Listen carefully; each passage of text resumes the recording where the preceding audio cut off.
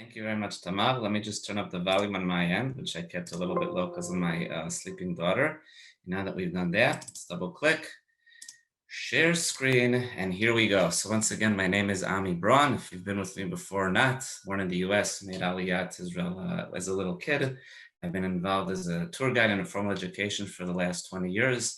And I'm very happy to have you, living in Jerusalem today with my family. Very happy to have you joining me today on a tour of Shiloh. Let me just pin this onto my face and I only see myself and all is good. Where are we going to today? We are going to go visit ancient Shiloh. A lot of times when we talk about the capital of the Jewish people, we think of Yerushalayim, or Jerusalem, the first temple, the second temple, the two Batei Mikdash. What came before Yerushalayim? And the answer is Shiloh. And if we were marathon runners and we'd want to go for marathon run north from Jerusalem northwards, we would eventually reach Shiloh if you're running in that direction. It is actually about, depending where you head out from in Yerushalayim, but it's over 40 kilometers, roughly 25 plus miles in order to get to Shiloh. Or if you're driving in a car, if you decide not to run the marathon to there, it's roughly an hour drive in order to get to Shiloh. Okay, so what we're going to do is here we are, we're heading out of Jerusalem. We're going to head into Shiloh, into the West Bank, or we're in biblical times. So I'm going to use the biblical terms, Yehuda v'Shamron, Judea and Samaria. And as we're driving along on our route from Yerushalayim to Shiloh, what are we going to see? Because we want to talk along the way. You know, there's a tremendous amount to talk about historically. So in order to answer that question, here we go. And we're going to be driving on what's called the 60 highway. Let's do a bit of a 360 turn over here in Harei Yehuda in the Judean hills. We get a bit of a feel of the beautiful mountains of Yehuda. But as we're traveling along over here, if we look to the right side of the highway, meaning to the east, we can see this mountain over here, which is called Mount Baal Chatzor. And since we're in Google Street View, let's get a lot closer. There we go. And we're getting much closer. Here we go. We're now looking at this mountain over here with these sort of like buildings on them that belong to the Israeli army. But of course, thousands of years ago, the Israeli army was not there. The Dead Sea Scrolls, okay, a totally different story, are going to tell us a story about Abraham, and Lot walking in the land over here in ancient Canaan as it was called back then, about 3,800 years ago in the split. This is where they're going to split according to the Dead Sea Scrolls, and Lot is going to go down to the area of Sodom, and Abraham is going to turn elsewhere. And at that point, Abraham is also going to get the promise from God from up in the heavens that that the land, that this land is going to be given to you and your seed. To you I shall give this land. So according to a much later source, such as the Dead Sea Scrolls, this is the area, Mount Baal Chatzor was where it happens. Also, if we're going to be traveling along over here on Hanukkah, okay, we'll jump forward in time to about 2,100 years ago. We talk about Mount Baal Chatzor, or in general, oops, I didn't mean to move that way. I meant to move this way, back to the highway. And we look around, we're going to see, in addition to Mount Baal Chatzor, the hills over here that were called in the time of the Maccabees, Harei Gofna, Mount Gofna. And we can talk about Judah the Maccabee and the Maccabees running away to hide in these mountains at the very beginning in order to plan their battles. And both the first and eighth of the key battles that will take place 2,100 years ago will take place in these areas over here. And it's on Mount Baal Chatzor over here that Judah the Maccabee, Yehuda Maccabee, the Jewish leader at the time, is going to lose his life. But we're not here to talk about the Maccabees, and we're not here to talk about the journey. This is just part of our hour-long drive to get to Shiloh, our Zoom 60 seconds long. Let's jump back to our PowerPoint presentation. Here we go, and let us make our way towards Shiloh. And a little bit of background as we're making our way towards Shiloh. We're talking about biblical times. We're talking about the Tanakh, the Old Testament, and specifically we're talking about Sefer Shmuel, the book of Samuel. It's taking us on a journey, okay? And if we look over here at the map with all the tribes, we can go back to the Israelites, Bnei Yisrael, walking through the desert for 40 years, eventually making their way through the Jordan Valley and the Jordan River, according to the story of the Tanakh, and later the description of the Talmud, of the Gemara. At the beginning, they will spend 14 years in the area over here. At least the Mishkan will be for the Mishkan, the Tabernacle, and the Ark and the tablets. The On and the Luchot will be here in Gilgal for 14 years. And then they're going to make their way into the area of the tribe of Ephraim, and they're going to come up to Shiloh over here. And at that point, with the Mishkan arriving in Shiloh, it will settle there, it will be there, and according to the description of the years in the Talmud, in the Gemara, the Mishkan is going to be in Shiloh for the next 369 years. It's an easy number for Torah. It's like 369. It goes in order. So it's always an association for me to help me and remember the years that the Mishkan was in Shiloh.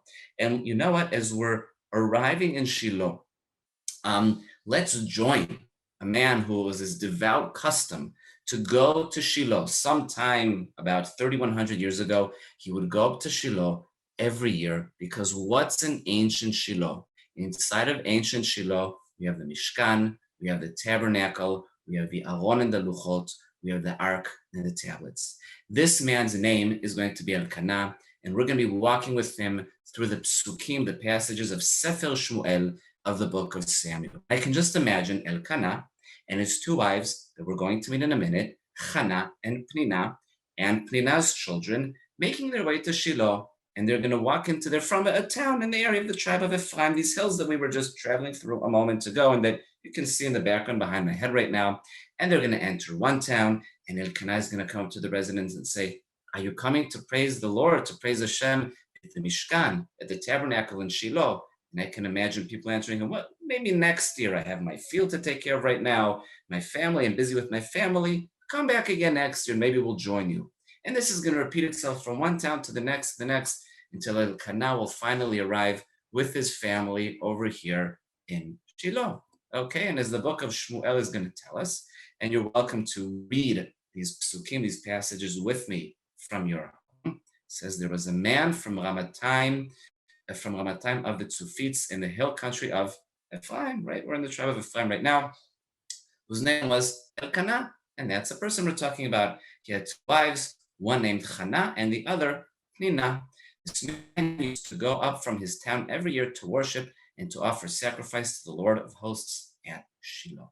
Again, I'm reminding you, let's put things into historical perspective over here. I see the numbers are also running up a little bit. You might have joined right now. We're talking now after the Israelites, after Bnei Israel have made their way out, gone on an exodus from Egypt, walked through the desert 40 years, entered the land of Canaan, but we're not in Jerusalem with the temple yet. We're before that. We're talking roughly 3,100 years ago. Okay, so we have the story. We met Elkanah. We met Chana and Pnina, who we're going to be meeting later, and we're now about to walk into Shiloh HaKdumah, ancient Shiloh. And now, let's put on the brakes for a minute. Imagine so like a car pressing on its brakes. We're going, hold on 1 second. You might be saying to me, wait a minute, Ami. We have the story. It says Shiloh. It says it says in the Tanakh Shiloh. It says in the sign over here, ancient Shiloh. Do we really know that this is ancient Shiloh? Okay. So before we continue with our story, and we have quite the story to tell about Elkanah, and especially about Chana later on, let's understand, how do we know that this is ancient Shiloh? So there's a few ways in order to put it together and come to the conclusion that this is apparently ancient Shiloh. And let's see it, first of all, from a bird's eye view, where it's at, and then we're going to get in depth in trying to explain that this is ancient Shiloh. We're now looking, this is a bird's eye view of the site of Shiloh. It's not very big. We're talking about 7.5 acres, about 30 dunam, that's it. Let me just move my little space bar. You can't see it, but I can see it, and it's bothering me a little bit. Here we go. We've arrived about over here. We're parking our car, okay? And now this is where we walk in from over here. We're gonna get organized, bathrooms, picnic tables over here, and then we're gonna start walking, okay? This is north, this is south, this is east, and this side over here is west.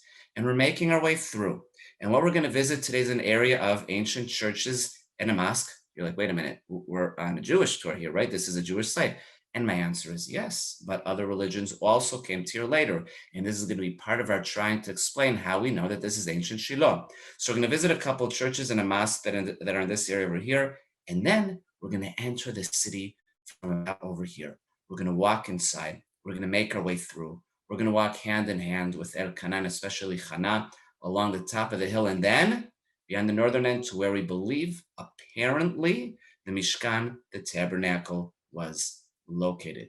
Now, if I just said, not just was there the Mishkan, which is Judaism, but also we have churches and a mosque, Islam and Christianity, this is one of the ways to know that this is an important ancient site. When one religion built, where did it go?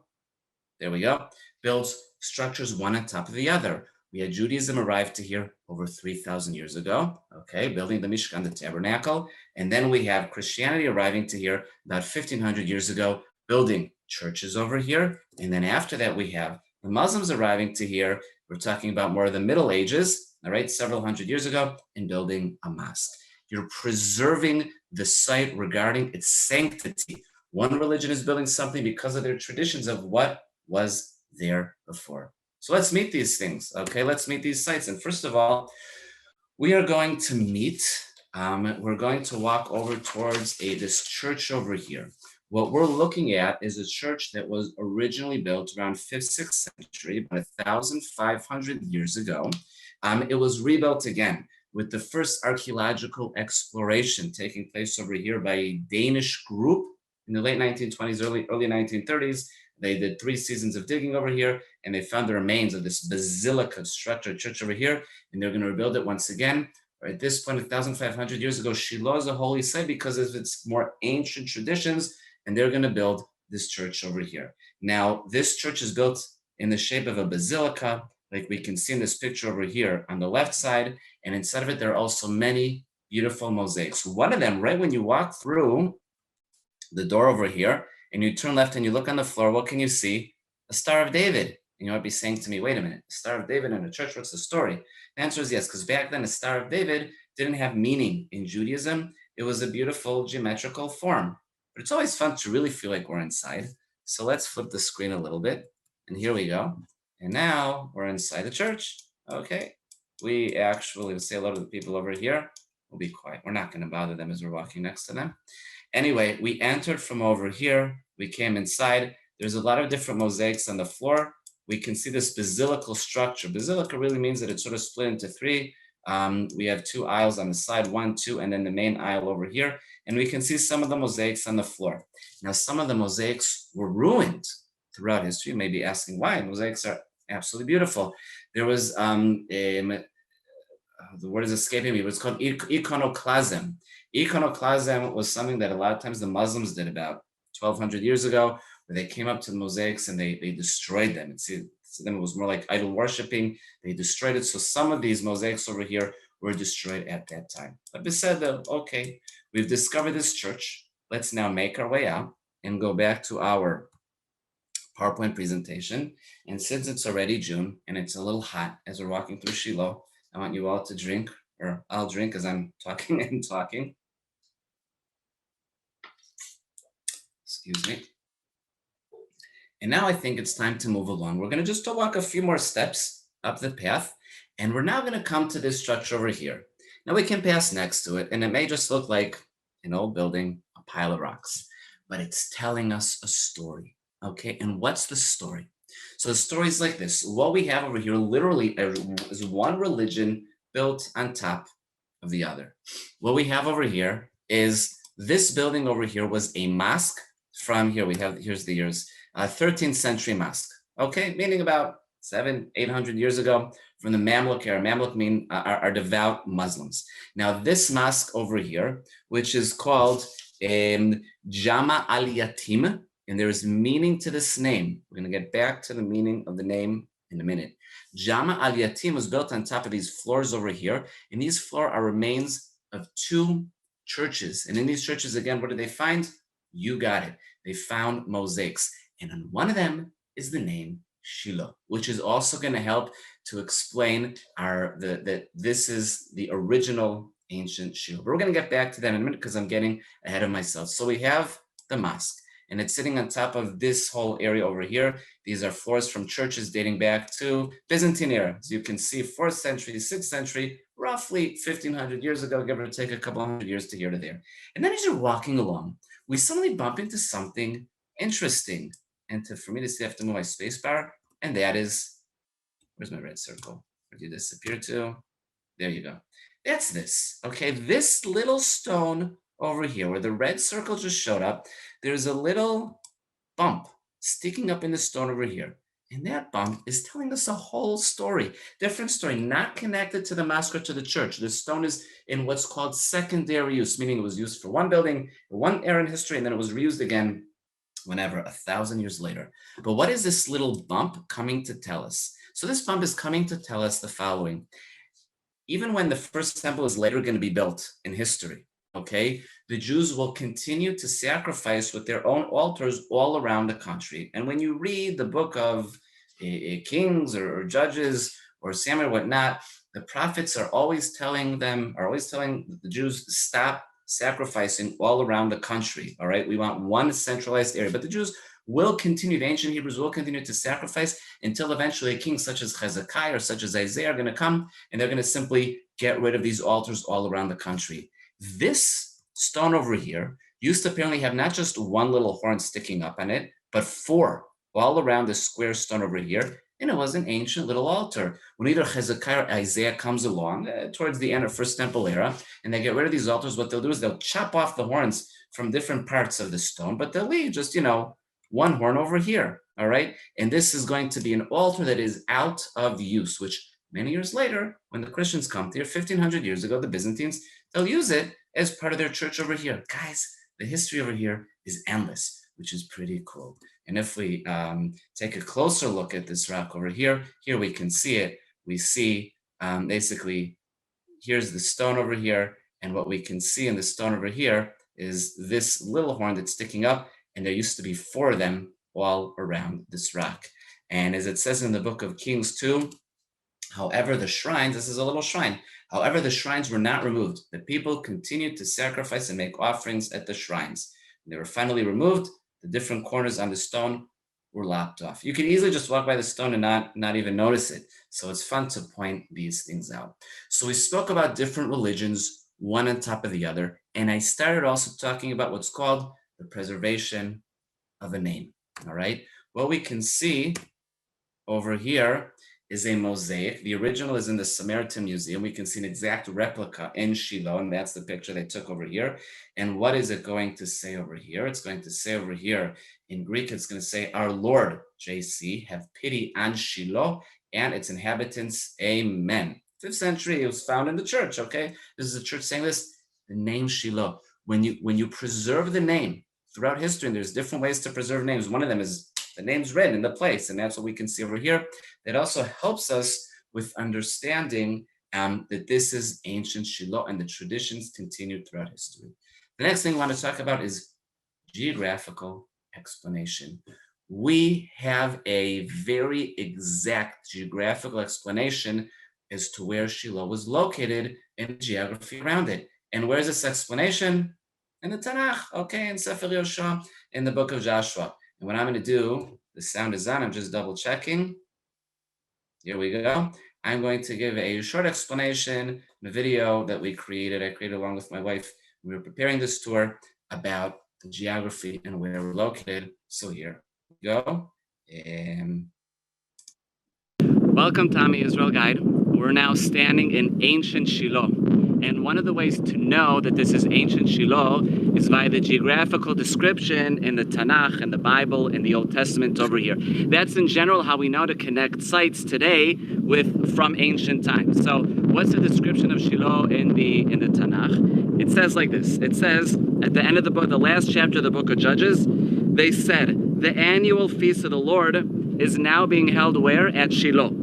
It lies north of Beitel. Okay, Beitel is south of here. It lies north of Beitel, east of the highway. Here's the highway down below that runs from Beitel all the way to north of us to Shechem, and south of Levona, which is a little north of us in that direction. So, bringing the Tanakh to life over here, geographical description in ancient Shiloh.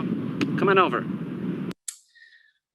Now what I want to do is I'm going to go back to the map for a minute. I'm going to escape like that. Okay, did that on purpose. And let's go take a look at this map over here again to try and understand what I just read from the Tanakh. Okay, and here, let's do full screen just because it's nicer. Here we see the site of Shiloh. Okay, it is north of Beit El, or Bitin is how the name was preserved throughout the years. Beit El, okay, is basically south of Shiloh. And it's said that in the other direction, Shiloh is located south of Levona. Okay, Levona is right northwest along the road here. We're going to have the Arab name, which is Rubin Sharkia. Rubin Levona, the name has been preserved by Arab towns throughout the centuries. So we're right over here, just like the Bible describes, between ancient Levona and ancient Beit El. And then we have the main road that's running along over here. And as there's the Tanakh is describing, Shiloh is right east. Okay, it is east of the road over here. And this is also a description that many years later, a man whose name Eshtori HaParchi is going to give. What's going to Eshtori HaParchi is a 14th century traveler, okay? And he travels around the country. He's maybe the first tour guide. I don't know if he passed the test from the Ministry of Tourism, but he was a pretty good tour guide, I'd say, with his descriptions. And he says the following. He says, Shiloh, and again, we're talking 14th century, 700 years ago. He says, Shiloh is 3 hours south of Shechem. Okay, Shechem is north. Think of the map that I just showed you a minute ago. It's north of Shiloh. Shiloh is 3 hours south of Shechem. It's a bit to the east and on the road to Jerusalem. Okay, it's east to the road that I showed you a moment ago. On the road to Jerusalem. That's the road that we saw at the beginning of our tour. While traveling on the road from Shechem to Jerusalem, Shiloh will be left of the road. It's called Silon. It's left of the road when you're coming from north to south. Silon is the preservation of the name of Shiloh. So what did we see over here? We're talking about connecting to this site, ancient Shiloh, and us talking over here, walking through the archaeology that we're going to be doing more in a minute. In this site over here, is it really ancient Shiloh? We spoke about tradition of religions building one on top of the other. We spoke about preservation of the name of Shiloh, and we spoke about the geographical location. I think it's also time to go into the archaeology that's going to help us answer this question, along with trying to figure out where within the site exactly was the Mishkan, was the Tabernacle located. So come join me as we walk into the city.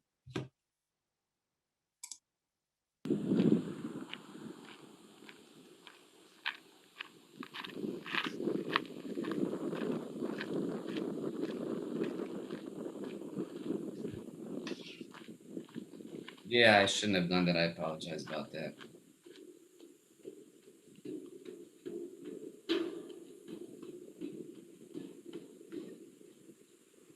All right, and we go. Okay. Let's go back to our story at the beginning. We were talking about Elkanah. Elkanah arrives with Chana and Pina and their kids. They're coming up to the Mishkan, to the Tabernacle. What's happening? The book of Shmuel is going to describe. One such day, Elkanah offered a sacrifice. He used to give portions to his wife Pnina and to all her sons and daughters, but to Chana he would give one portion only. Chana didn't have any children, though Chana was his favorite, for the Lord had closed her womb. This happened year after year, every time she went up to the house of the Lord.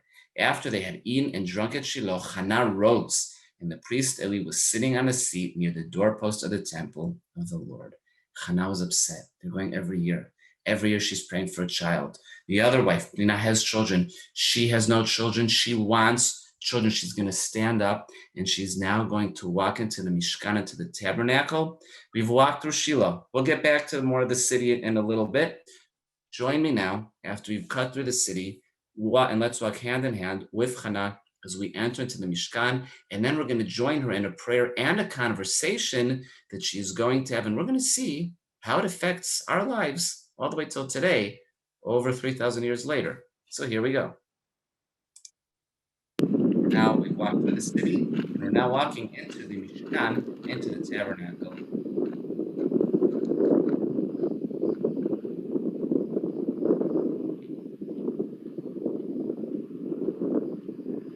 Okay, there we go. Enter the Mishkan. And now that we've entered the Mishkan, we're inside. We can see where the walls, the remains of the walls of what it was apparently the Mishkan. Here's on one side, here's on the other side over here. And to get more of and the Mishkan was apparently right here in the middle. To get more of a feel of being in the middle of the Mishkan, let's go back to Google Street View over here. And we're going to press on this. And here we are. We just walked through the city We walked through here. This was my little walk over here. We've now entered this area. To the right and to the left, this is the Mishkan. We can look around, we can see the mountains around us that play a key role in us trying to figure out that this is apparently the place of the Mishkan, okay? And now that we're inside, let's join the conversation that's going to take place, the prayer and conversation that will take place between Chana and none other than the high priest Eli. First of all, we are going to have Chana praying. She's praying to the Lord, to Hashem, for a son. And she says, if you will grant your maidservant a male child, I will dedicate him to the Lord for all the days of his life.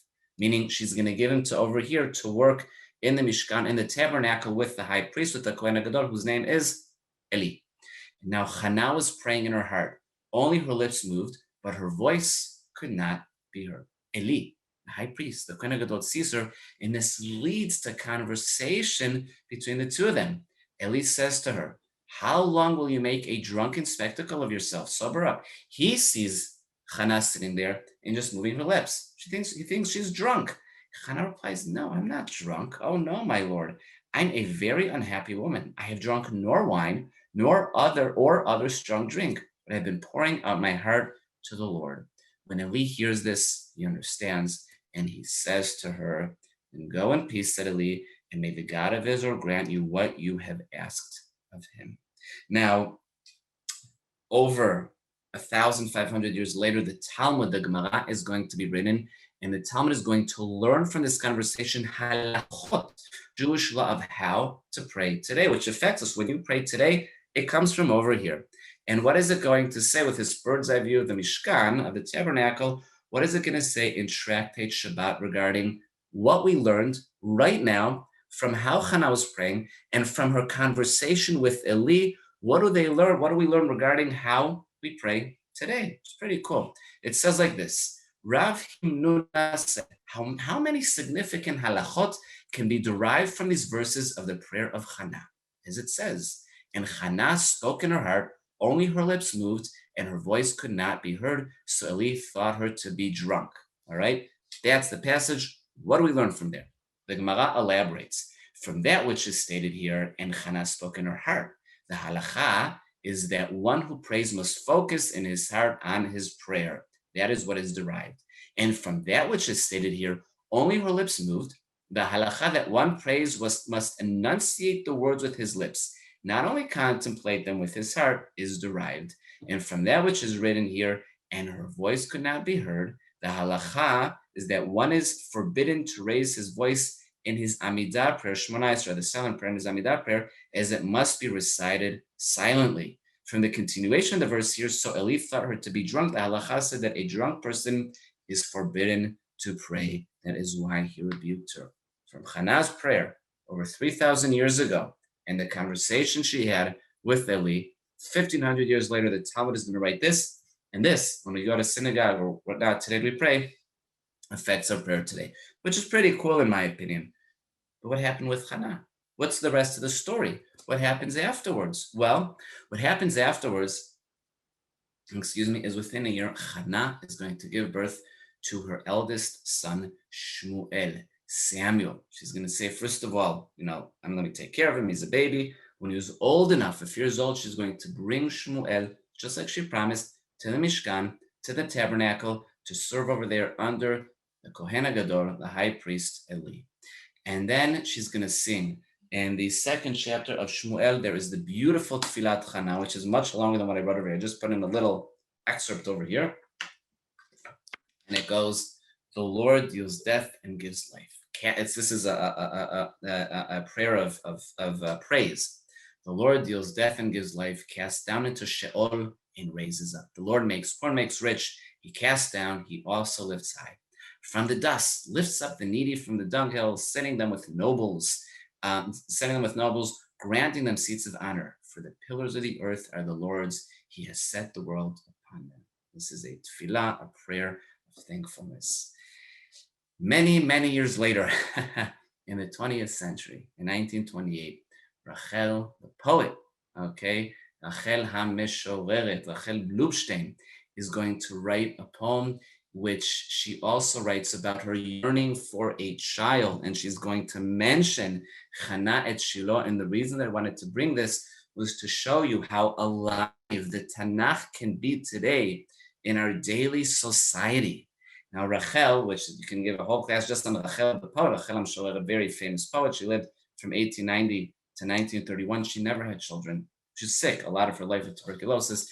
In 1928, she's already been sick for a while. She's already towards the end of her life. And she's going to write a song, which is like a prayer with her yearning for a child. And it goes like this. By the way, here's the 20 shekel bill, which that is Rachel on the 20 shekel bill. It says, barren, a son, if only I had a little boy, dark, sable-curled, and so smart, to grasp by the hand, to stroll and enjoy all the garden paths. One little boy, Uri, I'd call him, Uri, my light, and named so, don't know what that word is, sucks through them, both lucid and soft, a dewdrop, a gleam for my raven-haired boy, Uri, I'd call him Uri, I'd call. But I'd still weep like Rachel, and I'd still plead like Chana at Shiloh. It's because of that sentence that I brought this song.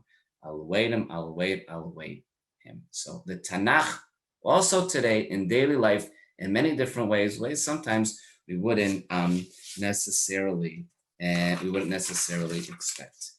Let's jump back to the Mishkan.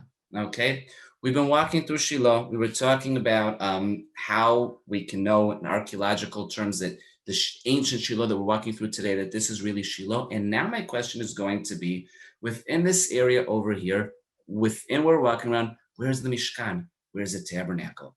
But I think it's unfair just to sit with this picture over here. I want to give you an overview of the site so that we understand a little bit better. And here we go.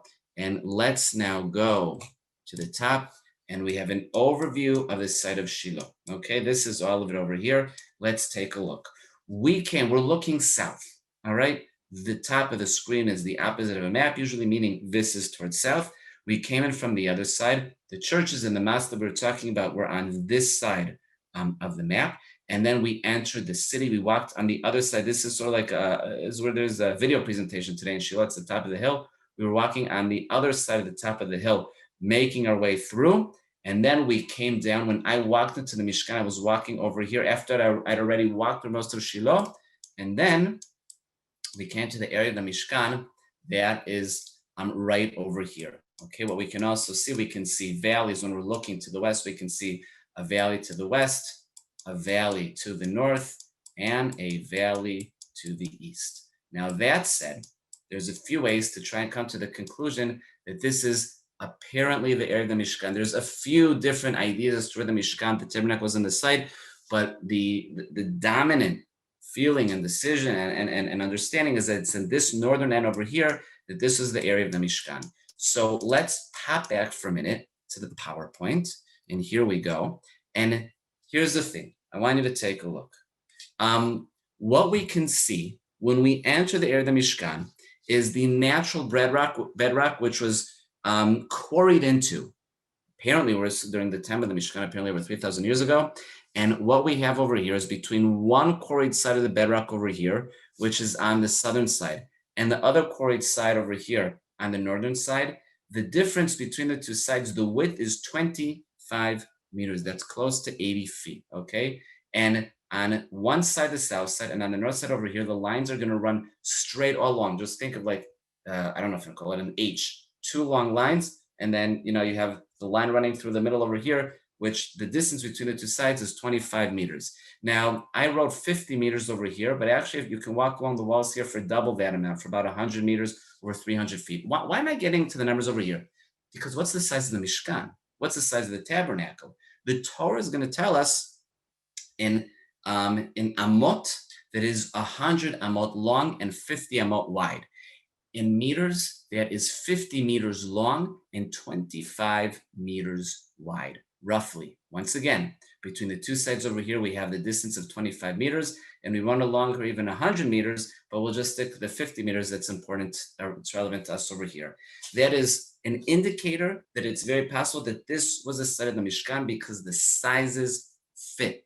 In addition to that, The Mishkan, this physical structure, the bedrock or how it's shaped, is shaped between east on one side and west on the other side over here. If we go back to our Google Street View over here, here's the Mishkan, okay? It's facing from east on one side to west on the other side, okay? It's basically something like this. Now, why is it so important that I'm saying this over here between east and west? The reason I'm saying that is because also Beit HaMikdash, the temple later, is going to be facing from east to west. Now, idol worshiping, a lot of times you would worship the sun. The Mishkan, the Tabernacle, the Beit HaMikdash, or the temples are the antithesa, the exact opposite of this. In this case, we're not worshiping the sun. The sun and humanity and people are worshiping God, okay? And that's why you're turning more to the west. The sun is going to rise from the east towards the west. We're not facing the sun, but the sun is going to be facing the other direction. In addition to that, in Judaism, when does the day start? Not at sunrise, but already in the evening before. And that's also a way to sort of distance ourselves from praising the sun and praising this one monotheistic God that we believe in. Another thing regarding the location of the Mishkan over here is that it is surrounded by mountains. Let's see how it's surrounded by mountains and what does that mean? What's the meaning that it's surrounded by mountains and how does that help our cause over here? Idol worshiping was known to be on the mountaintops, which is why Jewish religious areas a lot of times were in the lower areas.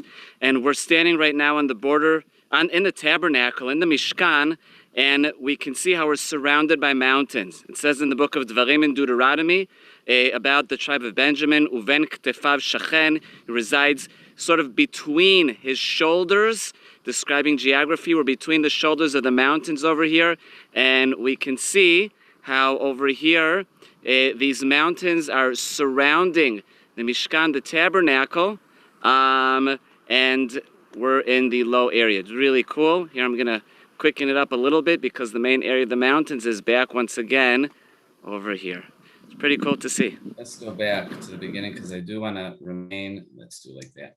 Look, in Deuteronomy, in the book of Dvarim, it's talking about how idol worshiping would take place. They worship their gods on lofty mountains and on hills.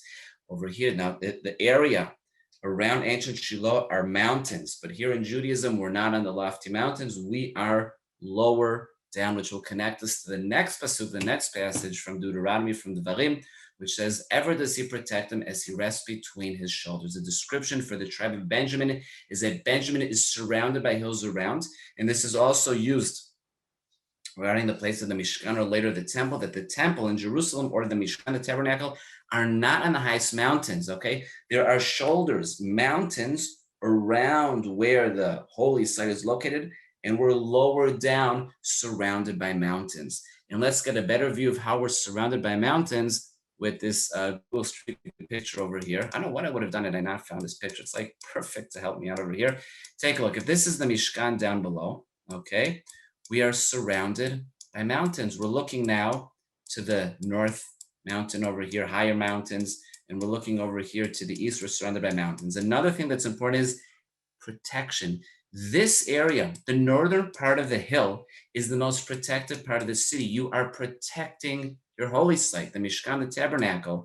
There are valleys that it's very steep to climb up the hill to get to the northern side of the town over here. We can see from the east, from the north, and from the west. These are all valleys that you need to come up to get to the Mishkan. Very difficult. You're protecting the Mishkan. And if you're coming from the south, the whole city is protecting you. In order to get to the Mishkan, you need to come through the city, and just then are you going to get to the Mishkan, to the tabernacle. And if this is the area of the city, the Mishkan is going to be disconnected from it. You don't want to have the holy site in the middle of the city where everybody's living. Same thing later with the temple, the Beit HaMikdash. The temple mount is not in the middle where everybody's living. It's a little disconnected from the city. So let's go back to our PowerPoint over here. Here we go. And regarding the location of the Mishkan in Shiloh at the northern end, there are a few different theories where it's located, But the theory, the general theory that's mostly believed to be and make the most sense is at the northern end that we're talking about. We spoke about the sizes, how it works with the bedrock over there. We spoke about the security. We spoke about the religious implications that was surrounded by the mountains. And I think it's time now to continue on a little bit more. And let's, through a story, with the help of a story, the dramatics that takes place over here, also connect to the belief that apparently this is the site of the Mishkan at the northern end of the hill over here. It's time for war. Shmuel, Samuel, our prophet, later is going to be prophet, is grown up over here in the Mishkan under the tutelage of Eli, the Kohen Gadol, the high priest.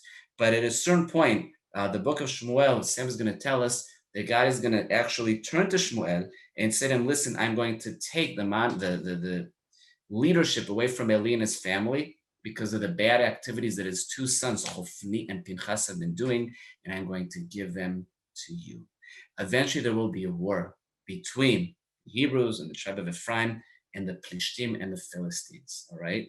The battle is going to take place over here in Afek. Afek today is not far from Rosh Hashanah.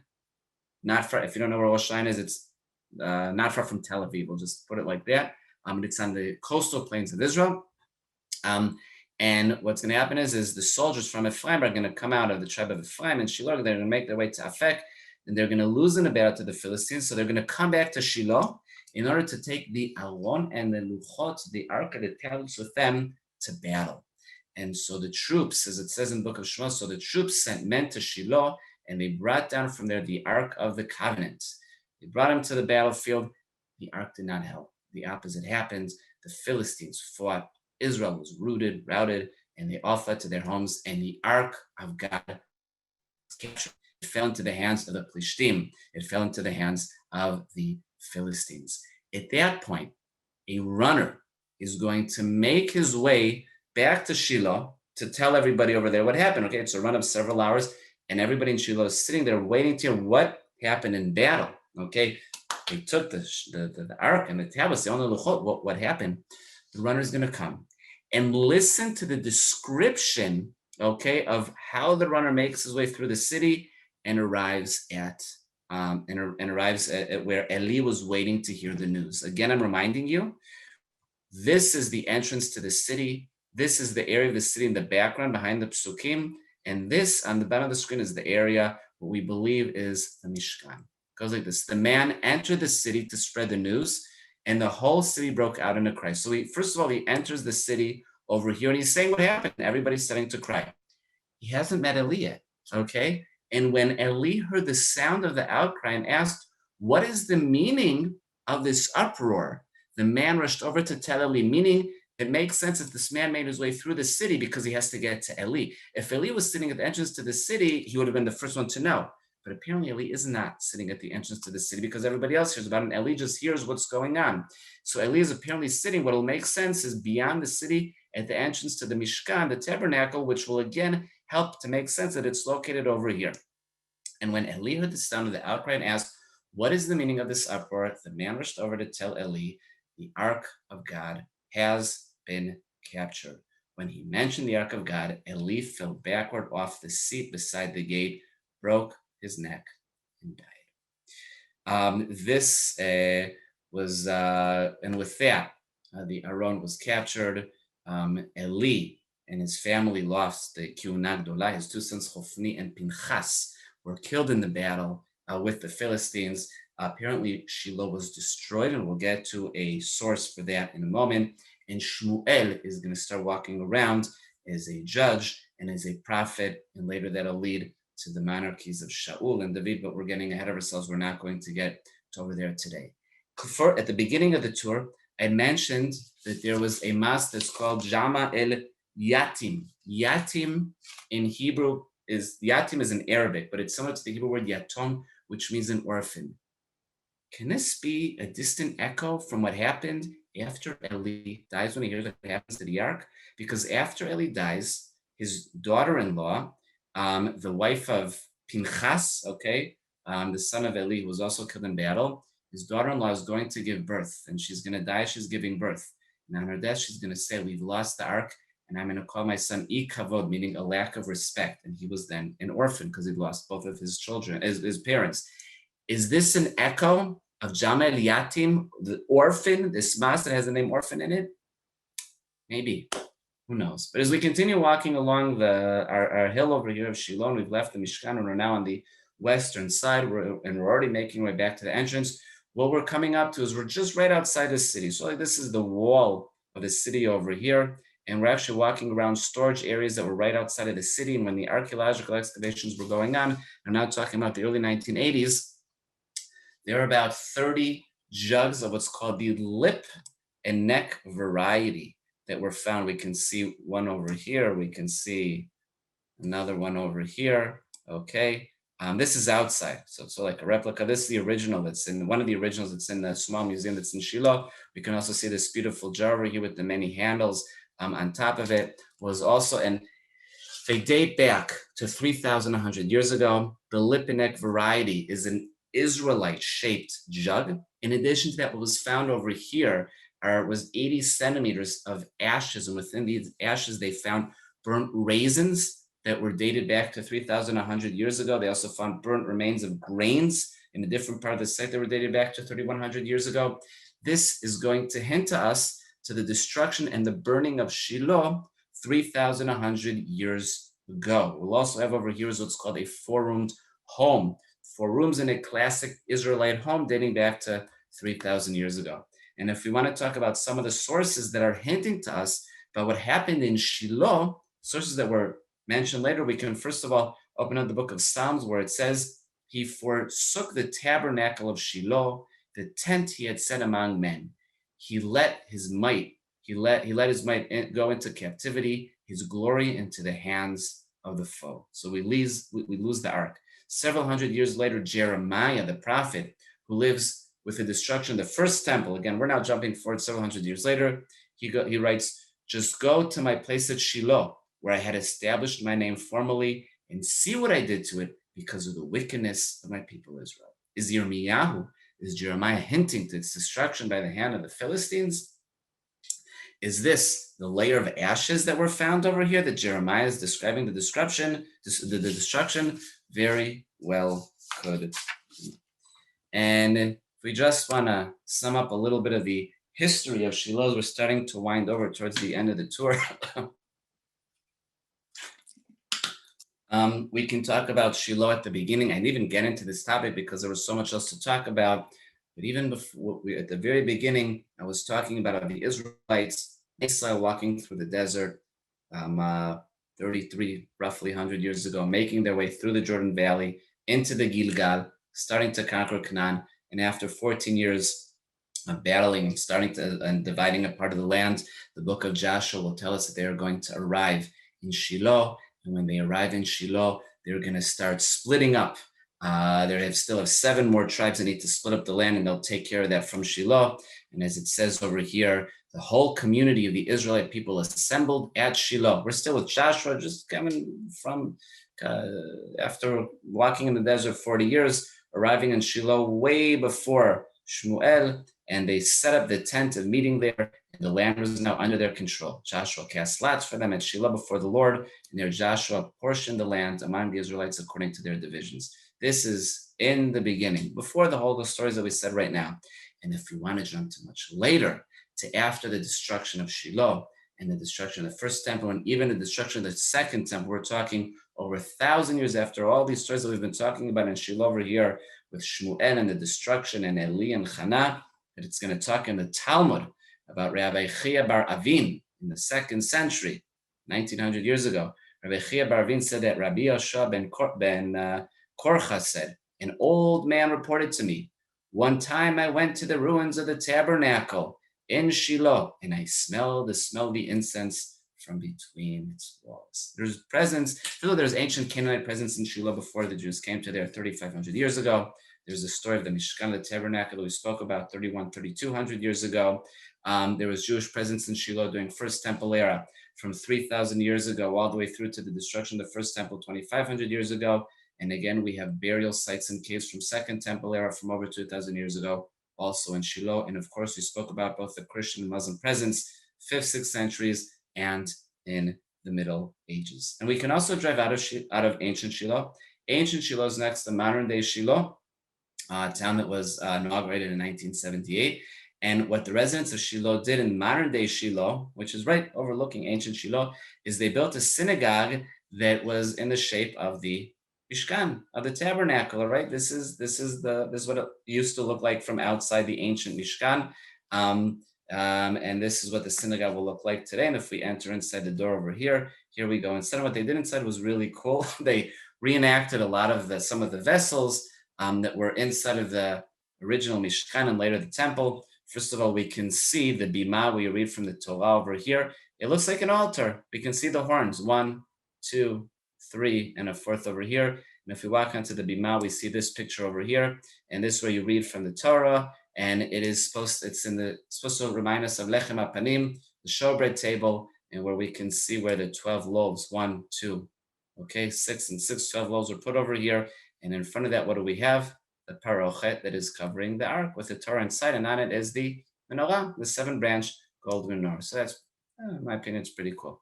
And just to sum up and finish, I would like us to meet a resident of Shiloh. I like doing that just to sort of bring things to life and connect it a little bit also to today, the past, the present, the futures, I like to say. And let's meet a resident of Shiloh.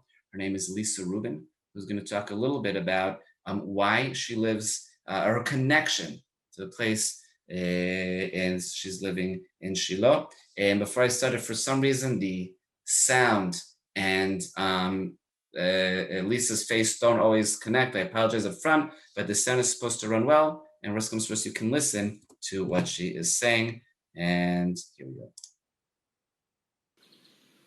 Hi, I've been living in Shiloh for 27 years. My husband always wanted to live in a place where he can open up the Tanakh and point out, this is where I live.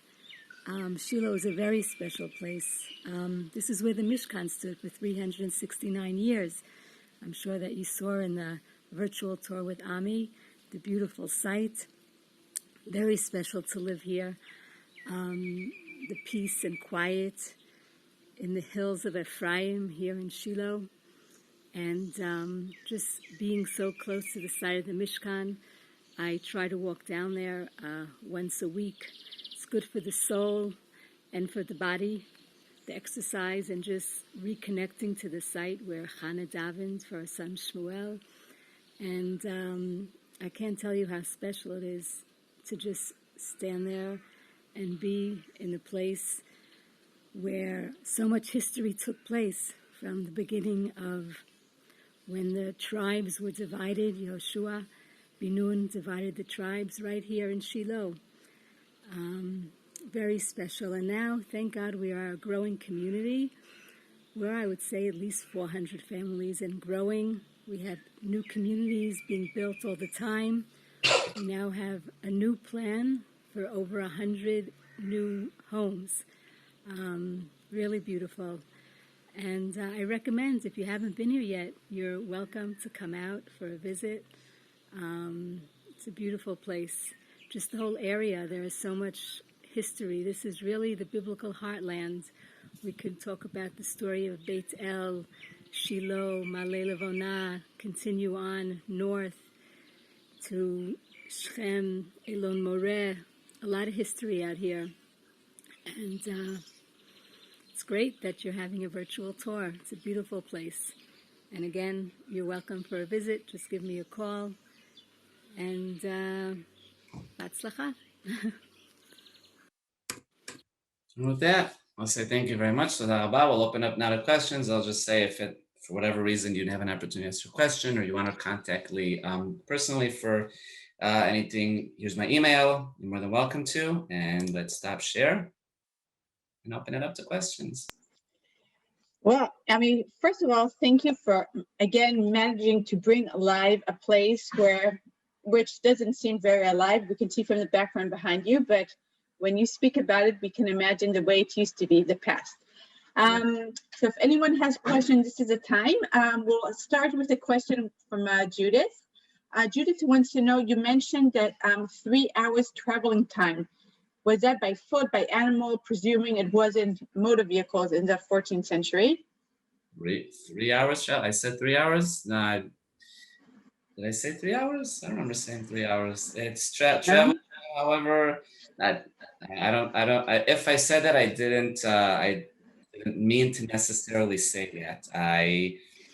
How long it took him to get exactly to Shiloh? I mentioned if you travel today from Yerushalayim to Shiloh, it's about a 1 hour travel time. If you run the marathon and you're a quick runner, you'll do it in 3 hours. Yeah, that's true. Okay. So Jake said that a medieval person recorded 3 hours, maybe walking. Okay, so okay, we'll continue. Okay, so Harold wants to know, why was the Mishkan taken out of Shiloh to go to battle?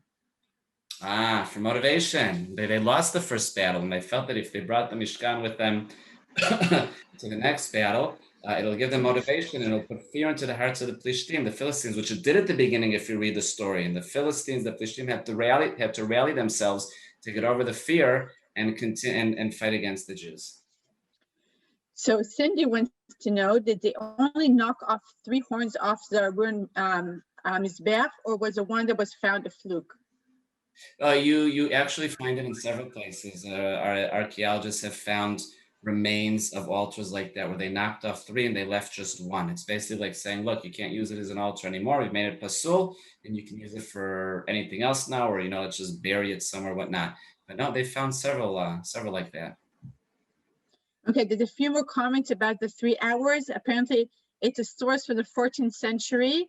No, it wasn't your estimation, but it's Ashtaria Parchi, Nachon. I forgot. He mentioned it. Okay, you're right. I take it.